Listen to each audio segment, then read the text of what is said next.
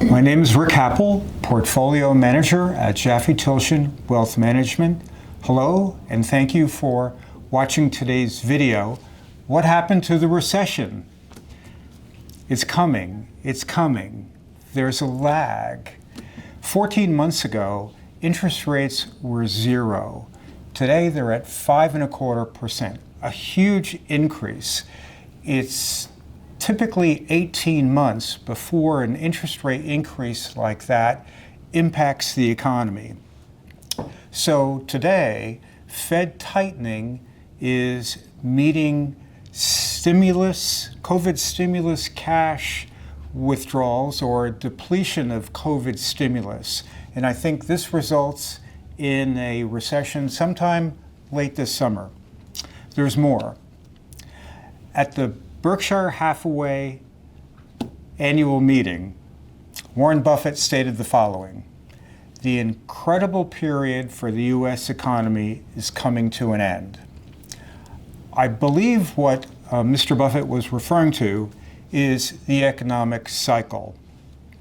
The economic cycle tends to run every 5 to 8 years as it moves from growth to slowdown, to recession, and then to recovery. Remember, the stock market does not make a bottom until the recession occurs. So you want some assets to be able to reposition into equities once the recession arrives. Don't be afraid of a recession, plan for it. History says this is how you have the potential to make outsized returns. Inspired by Mr. Buffett, I went back and looked at 100 years of history, and what I found was fascinating.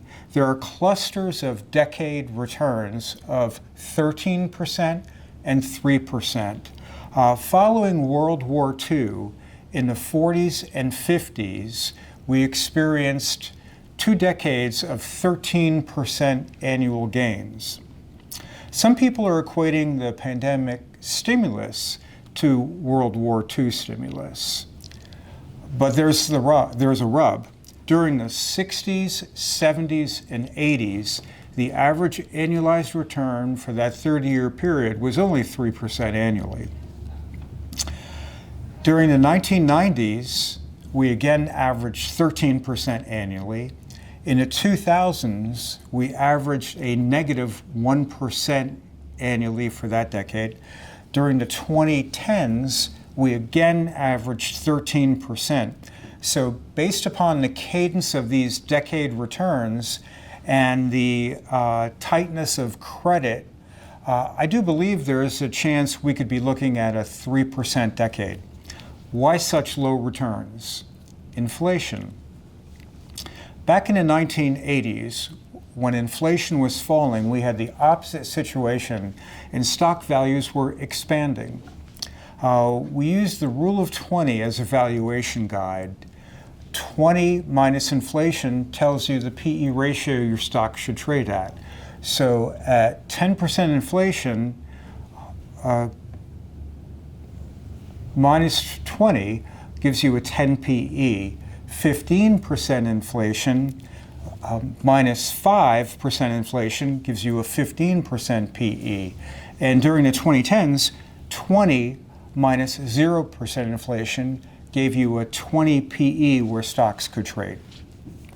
So you can see how we've had 4 decades of flying high with both engines of the economy roaring. The first engine was expanding PE ratios, and this represented 40% of those gains that we realized. The second engine is earnings, and we're beginning to see some smoke coming out of this engine with some mixed earnings of late. But stay positive. Also keep in mind that some of the largest gains in market history can come when investing at the bottom of the economic cycle. Opportunities still exist. In the S&P 500, there are 450 stocks that are priced at 15 times earnings, what I've just described as fair valuation. They also pay dividends, and they tend to outperform technology in a higher inflation rate environment.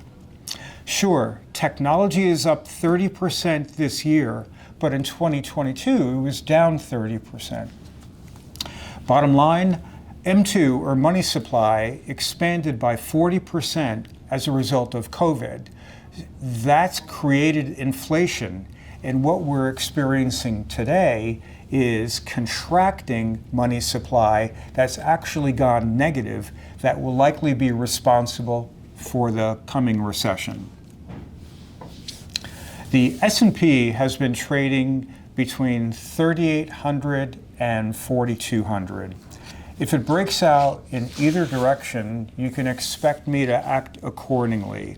There are multiple strategies that I can employ to help you meet your investment goals in this potential low interest rate or low return environment. I would appreciate an opportunity to give you a second opinion on your investment portfolio. And as steward of family capital, I bring decades of experience to help you meet your goals. Thank you for your time today.